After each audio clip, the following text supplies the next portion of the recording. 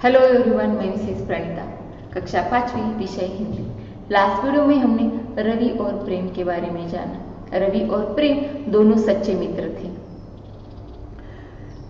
प्रेम और रवि एक ही गांव में पले बड़े दोनों अच्छे मित्र थे। पढ़ाई भी एक साथ पूरी हो गई उनकी और साक्षात्कार अर्थात इंटरव्यू के लिए भी उन्हें एक ही कंपनी से बुलाया गया, मगर उसमें एक ही स्थान खाली होने के कारण प्रेम ने रवि के लिए नौकरी छोड़ दी और गांव में जाकर वह खेतीबाड़ी संभालने लगा। नए नए वैज्ञानिक तरीकों का प्रयोग करके उसने अपनी खेती की फसल, उसका पैदावार अर्थात प्रोडक्शन बढ़ाया और वह गांव का धनी किसान बन गया। और उसने गांव के अन्य किसानों को भी नए नए वैज्ञानिक तरीकों के बारे में बताया। इस कारण गांव के सभी लोग उसका आदर करने लगे। पाठ का अगला भाग हम इस वीडियो में पढ़ने वाले हैं। खाली समय में वह गांव के बच्चों को पढ़ाने लगा, जिससे सभी बच्चे भी उससे प्यार करने लगे। खेती संभालते वक्त जब भी खाली समय उसे मिलता, प्रेम गांव के बच्चों को पढ़ाने लग जाता।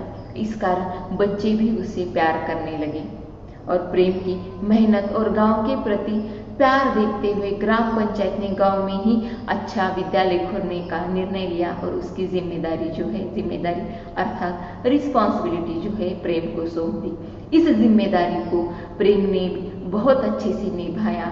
इस कारण उनका गांव जो है एक आदर्श गांव बन गया।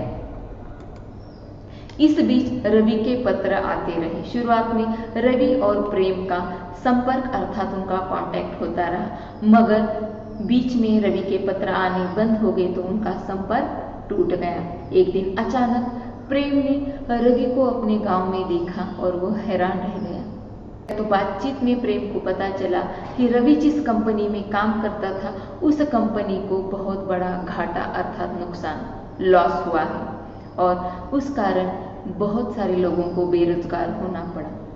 रवि ने वहां पर बहुत काम ढूंढने की कोशिश की, मगर कुछ ढंग का काम अर्थात कुछ अच्छा काम ना मिलने के कारण रवि ने गांव में आकर रहने का विचार भी कर लिया।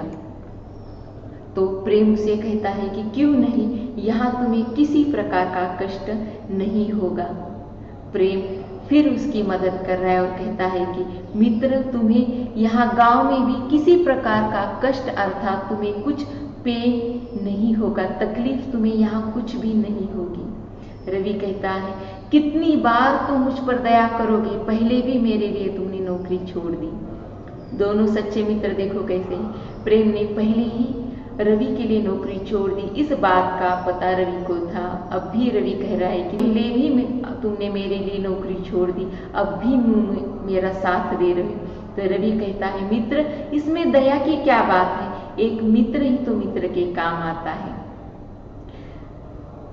मित्रों में दया की, भेदभाव की भावना नहीं होती, छोटे बड़े की भावना नहीं। मित्र सिर्फ मित्र होते हैं। बिना कहे मित्रों को उनका दुख दर्द समझ में आता है और जो दुख में तकलीफ में मदद करता है वही सच्चा मित्र होता है। जैसे कि प्रेम अपने मित्र को तकलीफ में नहीं देख सकता और वो कहता है कि दया की बात नहीं है मित्र, जो मित्र एक दूसरे की मदद करे वही सच्चे मित्र होते हैं। तो रवि कहता है कि भगवान करे तुम जैसा मित्र सभी को दे।